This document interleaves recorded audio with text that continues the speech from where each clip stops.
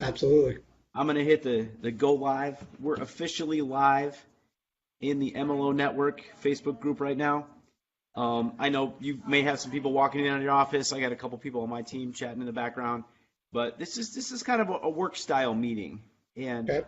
I know you and I have been chatting about how you run your team, and I know Tracy, who's an admin in MLO Net, has been trying to get us to do this for a long time. The reason we wanted to come in here today was to share some of the things that I've heard that you do and I've watched you do and your team and your company to get to the point where you have this reputation of just getting everything done on time and communicating so well throughout the process that you have this massive loyalty for the realtors that work with you. And I wanted to hear a little bit about the story. I mean, I know you were a LO, much like many of us, even myself, that was just closing a handful of loans. The next thing you know, I got this massive team, one of the biggest in the area, and it just kept snowballing into a large branch. But the more I talked to Tracy, the more I realized a lot of it started with the way that you guys do things. Yeah. Is that about right? Yeah, that's really fair. I've been to back up. I was a mortgage broker for 7.5 years prior to going into the banking side. At that time, it just made sense to shift. I think we're seeing a lot of times now where it might be shifting back. So that's a different conversation for a different day. But when Justin and I came into the banking world, we were doing cumulatively maybe 4 to 6 a month together. We looked around at who was the top competitors in our area. We studied what they did. We were we were really students of the game. And so what we did is we developed a process.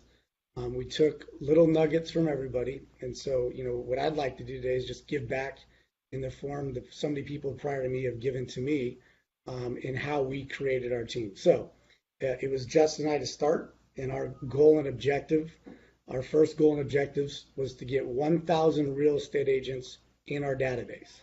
That was our We felt that if we got 1,000 real estate agents in our database, and we didn't mean spamming them, we meant that we met them at an open house, we met them at a seminar, we cold called them, whatever the case may be, they need to somehow know our name, that if we got 1,000 agents in there, that we would be successful. That was our goal. It took us a little over 2 years to get to that point. Um, So step one, get 1,000 people in your database. Um, that sounds kind of hard. So, so while you were working on getting 1,000 people in your database, how the heck are you closing loans at the same time?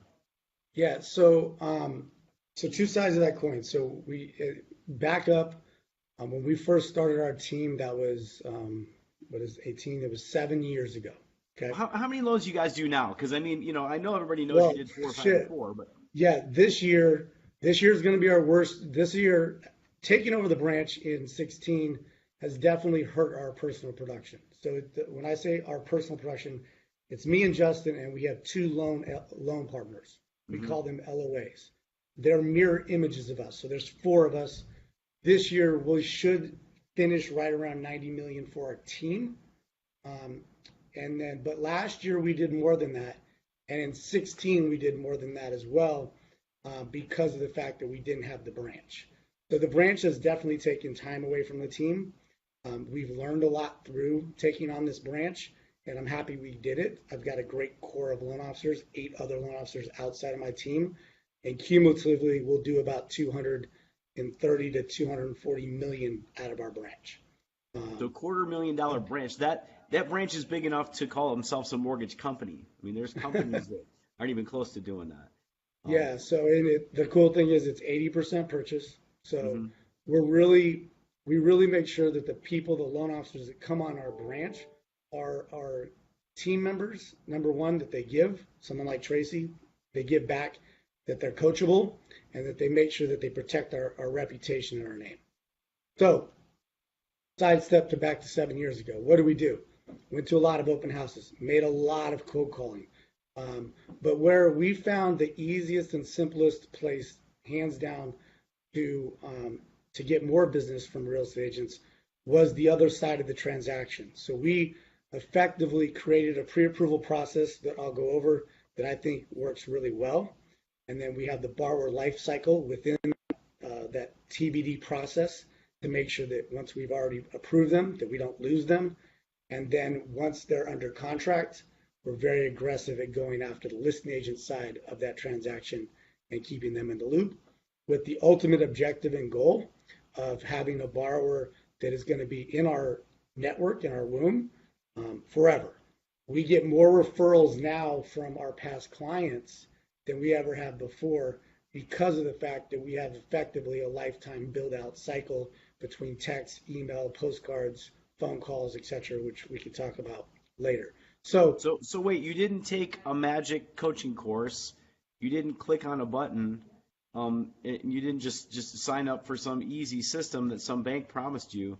You went out and actually met people, and you wanted to meet 1,000 of them. I'm just reminding everybody of that. Yes. The systems are great. The coaching is great, but there's a law of diminishing returns or intent. And you can come out of a sales seminar and you think you're going to take over the world like Superman. And 4 days later, you won't do anything that you even thought about or even anticipate doing. So you've got to want it more. In this industry right now, I think we're going to see a lot. I'm clicking through a quote that I stare at all day, but you're going to see a lot of loan officers, unfortunately, the ones that aren't willing to do the hard work. And when I say hard work, the phone calls, face-to-face, knows, like, not them and tell them you have the lowest rate because that matters, or you have this non-QM product that matters. You close on time, should close on time, and that's you really do get close. And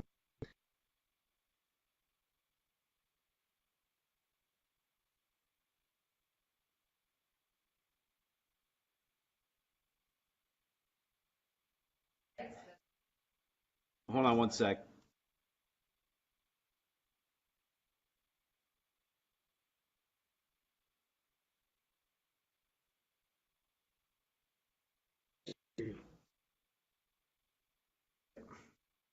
You still there?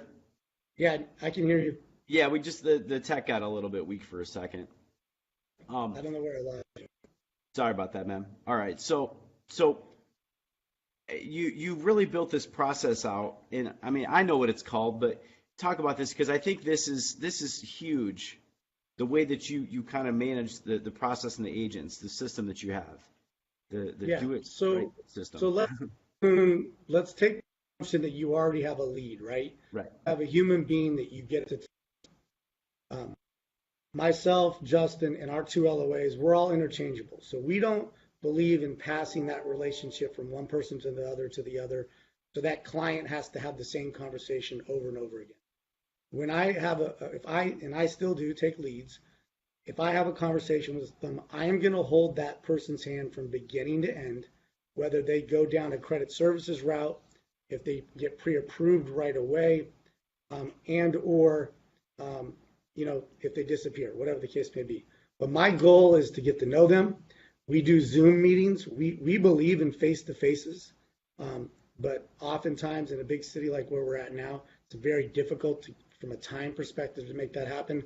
So we ask them, are you looking to meet me face-to-face? And if so, let's see how that looks. We don't meet face-to-face until we've done a credit application because I think it becomes a waste of time. But we do Zoom meetings like this where we'll literally be able to see the person. They'll be able to see us and get to know their families, etc. So we really go deep on that 1003 in that application. And then we discuss, obviously, what their various loan options are. I expect my loan officer to do that. I expect them to run LP and DU. Now, where it changes, where our world is a little different, that very moment, I'm going to request the documentation, and then I'm going to have somebody else that's going to do the major review. I have basically processors that we call loan coordinators that have been in the business 10 plus years. They could damn near be underwriters. They're going to make sure that what I've structured and what they've told me all comes together. And if it does, or if it does not, and there's missing pieces because they found something on a property profile report, or in the bankruptcy paperwork, there's not a loan that's reporting and we found it, or whatever the case may be, we're going to identify these problems in advance, because my number one objective or objection is I want to protect the real estate agent's time. That real estate agent, if they're out there showing houses, it's my responsibility that if I issue the pre-qualification, that loan had better fund unless either the property falls out because of a value or inspection, or they lose their job. Other than that, there's not really too many reasons why a loan shouldn't fund if you pre-approve them in advance the right way. So that's one of our value propositions, is we want to make sure that our real estate partners know what our process is. So we explain them why it is that we believe we do it right the first time. We do it right at the beginning the first time to make sure that real estate agent's time is valued. And then ultimately, because there's not a lot of, there are loan officers that have the ability and they have call centers to send back leads. Our valued proposition is we're going to make that client love you forever. We're going to take care of them forever. And we're going to get into their network, and we're going to get a lot more referrals in the future. So it might be worth more than that $200 Zillows that you want. So we're a little old school from that standpoint. So let's assume that now the file is approved. From there, we're going to send out a pre-approval email. And when I say an email, I'll share some of this stuff with you, and you can share it downstream, whatever you feel is prudent or not. But when we send out our pre-approval emails, they're templated emails, whether it's VA, conventional, down payment assistance, whatever the case may be. It's going to very clearly outline what we expect from a cash to close number. Do we need seller concessions? Is there something along that file that, is they need to sell a house, or they're getting a gift from a father, or whatever the case may be? And then we're going to embed a video into there. So not only is it going to be in the script, but we're going to send them a video, and it's going to outline. And that video is going to be to the real estate agent and to the client. So from there, now they're pre-approved. They go into a drip system, a CRM that we have. We live and die by a CRM. We've had the same CRM for 9 years. It's our life. I open it up. It tells me what I need to do. When I have no more tasks, I get to go home. It's pretty simple. Sometimes I push them out. But from there, we're going to constantly, that goes into theme days. And I know I'm all over the place, but that goes into theme days. So I know everyone's going to ask you, what CRM do you use? What CRM is it? We use a Salesforce. Salesforce, Django, yeah. it's called. Yeah. Salesforce Django, yep. Takes so a while we to use them, program, but it's got a lot of functionality. Yeah, and I use maybe 10% of it. I mean, we've got built out tracks for everything we do that incorporates text messaging. So we use it very, very minimally, but nonetheless, it works really effective for us, because my goal is I never want to have to remember to do anything, but I never want to forget to do anything. I know that sounds simple, but it's like, I don't want to worry about what I have to do tomorrow today, but I want to make sure that I do what I'm supposed to do tomorrow. So that's what I do with my task management system.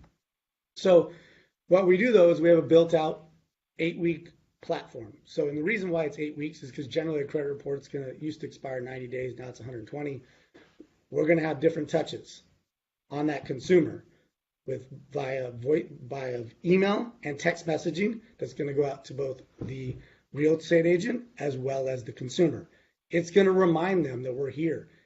It's going to let them know that, on the 8th week, it tells them, hey, we might have to rerun your credit, or various things. There's various messages. But then in addition to that, every 2 weeks, we used to do it every week, but now we've pushed it back. Every 2 weeks, we're still going to make an outbound phone call now to that buyer and that buyer's agent, in addition to that track that's built out. We don't issue in the state of Arizona, we're a little bit different. We have a very, very, I guess most states don't have this. It seems normal, but in our state, you have to when you submit an offer, you're required under the Arizona contract to have a pre-qualification form by an NMLS licensed loan officer. And on that form, it's going to require yes or no questions to tax returns, pay stubs, W-2s, et cetera, et cetera. So we don't issue those at the time of the pre-qualification, because we want to know when our clients are making offers, because that's our first attack point. So my objective and goal is when my clients make an offer, that's when I'm going after that listing agent at that very moment.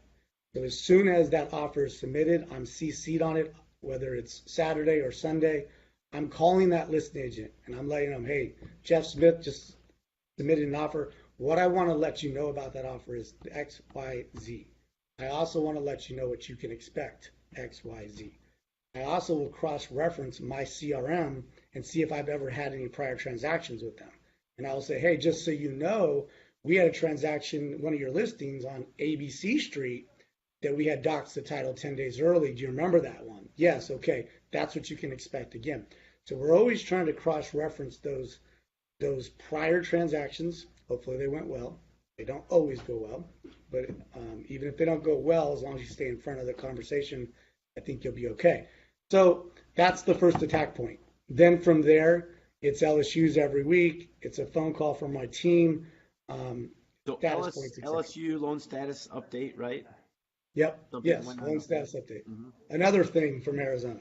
It's annoying, but they're required by day 10. So we get them to them every week as things prolong. And we've just found that by providing it weekly, giving them the updates, it actually cuts down, believe it or not, on the communication of the listing agents coming after us for updates. Because we set, so now the offer is accepted. We're going to, at that very point, I'm going to send them a video message just like this. I'm going to say, hey, Jonathan, it was great that we got the accepted offer over here on XYZ Street. You're going to get an LSU on this date. You can expect a phone call from me on these dates. And so you're setting the expectations. So what happens is they don't call you or reach out to you as often for like, hey, what's going on? Because they know you're training them that it's going to come on a specific date. Awesome. So you train your whole individual team to do this, but also give the opportunity to the other loan officers in your branch to plug into all the systems that you have built in the structure of your team as well, right? Yes. So the loan officers in our branch, all of them have access to all the same scripting, all the same resources. Now, do all of them do it? No. Do some of them do half of it? Yes. Is anybody perfect? No.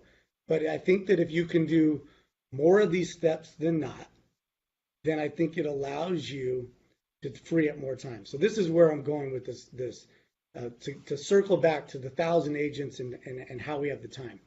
Our belief is the loan officer's best time suited is studying about guidelines. You've got to know your business. You can't just not know guidelines. It's insane to me some of the things that loan officers don't know. So let's just assume that they know guidelines. Amen, man. I get in arguments with LOs all the time that come to me and they're like, "That's not my job. I hired somebody for that. I hired somebody else for that." Like, yeah, that's good that you hired somebody, but how are you going to know if they're wrong? You don't know.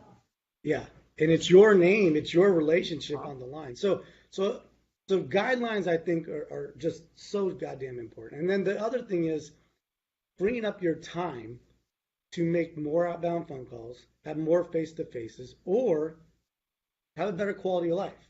So I have two young children. They're 10 and 9. So when we started back, they were super young. Justin, my partner, he has 3 under 9. Our objective and goal when we built this model was not to work 70 hours a week. We do not work 70 hours a week. We run our team consistently inside these doors, no more than 40 hours a week. Now, are we always available? Absolutely. You have to. You can't be a loan officer and not be available at nights and not be available on the weekends. It's impossible, at least in our marketplace in Phoenix.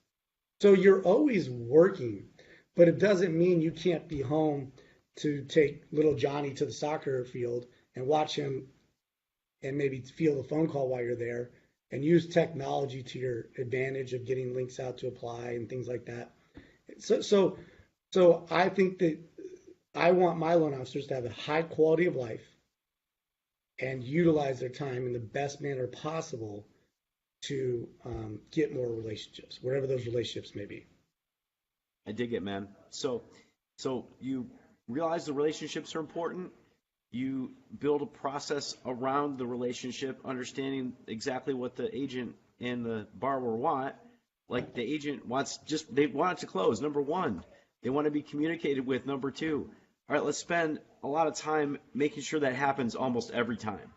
Yep. Okay, it's got to close. So I got to be a badass at guidelines. See how everything that you're saying ties in to a few simple concepts. Like if you did it right and you got the documents and you know your guidelines and your whole team knows your guidelines and you instill this concept in everywhere you go and you hire the right people, you guys have the checklists and the people with the knowledge, so you don't make as many mistakes. You don't have to like, oh my gosh, we're flipping products last minute again and again and again. Yeah. And then you program, again, jungle, but with some overlays, with the updates to everybody, reminders to make the phone call.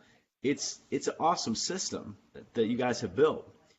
And you should probably just package it up and market it and come up with sales coaches. I wouldn't know how to. But the other thing is, going back to every bullet point you just said that I think is so important, is when you're having that conversation with the real estate agent, let them know it's okay that you're the B realtor, or excuse me, B lender or C lender, because we've moved up along the lines by solving problems. Mm-hmm. And oftentimes it's like, look, you have a problem. They tell me about the problem. Let me talk to the loan officer. I'll be more than happy to possibly restructure the loan, and it can stay there. Or maybe we just interpret something a little bit differently, or we know a trick that maybe they don't know. And if you can save deals, I mean, it's just huge. It's a huge win across the board, and they're really going to remember that. I don't know how much you watch the hangouts that we do here, but lately I've been calling that the outhouse lender. I'm your number two guy. Perfect name. It's a perfect name. Yeah, you're in-house guy, and I guess I'll just be your outhouse guy for now. That's fine. No big deal. Yeah. And eventually you'll move in. It just takes Exactly. time. You got to be patient. What's kind of ironic is we have, over our growth period, we've got a lot of realtors, and we've also lost a lot of realtors by focusing so much on growth and not the relationships. And so what we've learned in the last 18 months is we can't get two in the front door and one out the back door, right? That doesn't make mathematical sense.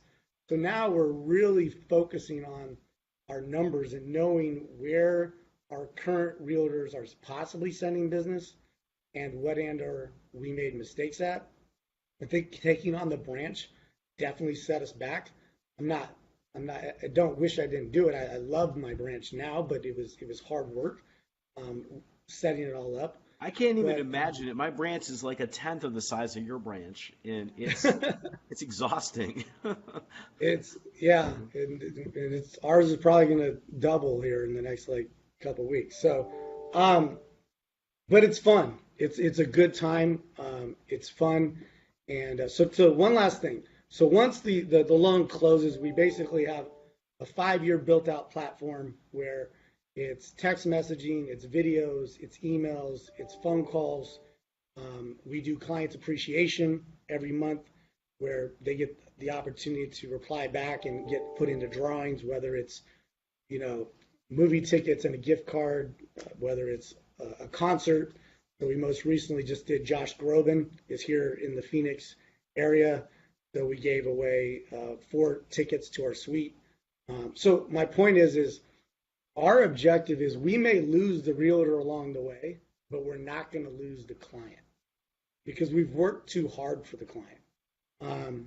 So that's really important and then one last thing, and we're almost running out of time, is although interest rates have went up, you still need to do mortgage reviews because what you're going to find out is some of these people, it's not about the interest rate. It's not about removing the MI. It's about the fact that their child's going to be in college in 3 years and they need to do something. So by not having the conversation, it opens you up to losing that relationship. And when you lose that relationship, you just erased years and years of effort and time. So we make it a point to stay in front of our clients, constantly offering them mortgage reviews. And even if it's a situation where, okay, you're not looking for any cash, you're not looking for this. All right, I've looked at it. You're good. You're in good hands. But if anything changes, let me know. And you just want to be that advisor for them.